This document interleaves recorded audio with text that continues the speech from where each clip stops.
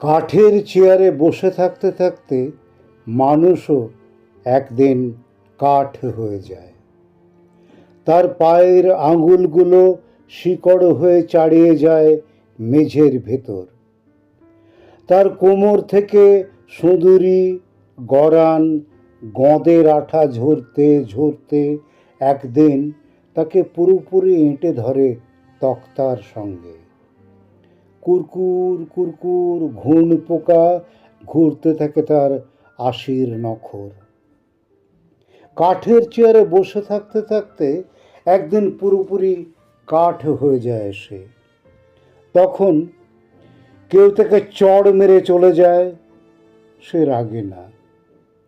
সমর্পণ নিয়ে নারী এসে কাছে দাঁড়ায়, সে কেঁপে ওঠে না। টাল মাটাল পায়ে শিশু ছুটে আসে, সে দুহাত বাড়িয়ে দেয় না। একটার পর একটা কাঠ জুড়তে জুড়তে সে এমন এক কাঠের চেয়ার এখন, যার শরীরের সন্ধিতে সন্ধিতে শুধু জং ধরা পেরেকের গান, ঘুর ঘুর ঘুণ পোকার গান, একটানা করাত চেরাইয়ের গান। যে হাত একদিন সমুদ্র শাসন করত, তা এখন চেয়ারের দুই ভারী হাতল। যার দুই উরুতে একদিন টকবক করত এক জোড়া বাদামি ঘোড়া, আজ তার ডান পা কেটে নিলে বাঁ পা জানতে পারে না। কাঠের অশ্রু নেই, স্বপ্ন নেই, নিদ্রা নেই, হাহাকার নেই।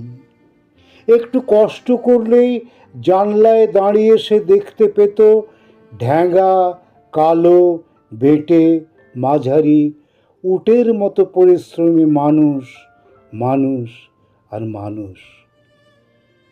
কিন্তু কাঠের চেয়ারের এই হলো মুশকিল, সে জানলা অবধি হেঁটে গিয়ে দাঁড়াতে পারে না। শুধু কাঠের ভেতর লোহার পেরেক আঁটা তার দুটো চোখ, বাকি জীবনভর ছোট্ট চেয়ার থেকে মেজো চেয়ার, মেজো চেয়ার থেকে বড় চেয়ার হওয়ার স্বপ্ন দেখতে থাকে।